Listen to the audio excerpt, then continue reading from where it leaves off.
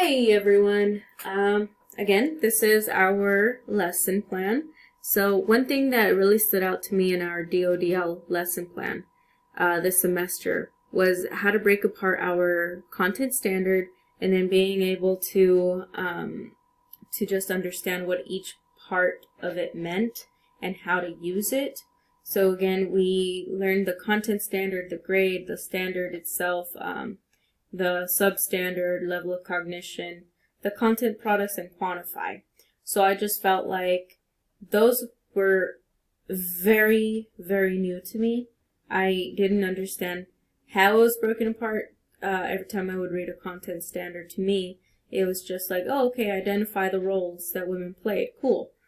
Done. Let's just go ahead and Google some roles women played, and that was pretty much it to me. So being able to break apart the whole content standard and turning it into a learning objective with the products and the quantify really blew my mind. So also taking into consideration what we learned about Bloom's taxonomy and the pedagogy wheel, I felt that was essential, and I know that I will be using that again, just knowing how to use Bloom's taxonomy.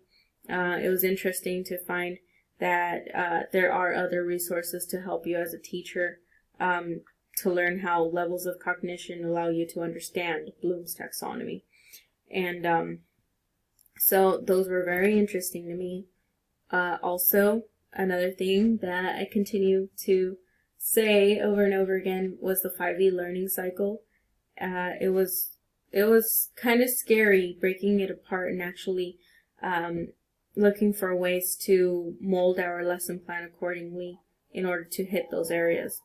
But I felt like once we understood, engage, explore, explain, extend, and evaluate, I felt like me as a teacher, I know what is expected of me in order to make the students think for themselves instead of me just regurgitating information into them.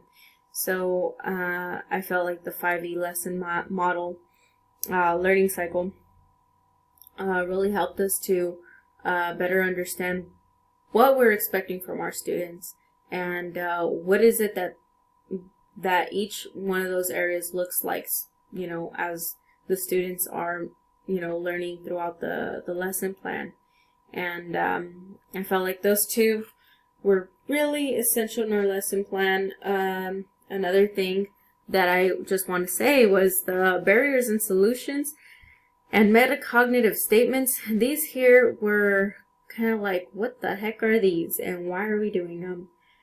Typically, as a substitute teacher, you just see your lesson plan, and I mean, it's nothing like this, It's basically just like, okay, 9 o'clock you're gonna do this, 10 o'clock this, 11 o'clock this, and then lunchtime. It's like, when I saw this lesson plan, I was like, okay, I have to understand the barriers that my students are facing in order to provide solutions and not get caught up, and not be surprised by anything that I can't fix. So if I know there's a barrier here, then I know that I can solve it one way or another. Also, the metacognitive statements really helped us to understand why we are doing each section, which was interesting.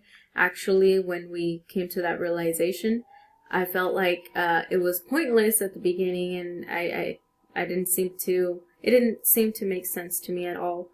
But as soon as we were able to kind of type down and jot down what was really going on in our brains as we were typing up our lesson plan, it began to make more sense as to why we were doing it and how a teacher actually has to think things through so as not to drift away from the lesson plan or confuse the students. So I felt like that was very helpful, and I had a lot of fun actually breaking it apart and doing the stations and doing, the extra little assignments. I know Beth was like super into it. Me personally, I'm guilty of just regurgitating information to students, and I feel like this lesson plan really helped me to understand why not to do that, Wendy? So yeah, thank you so much for listening, guys.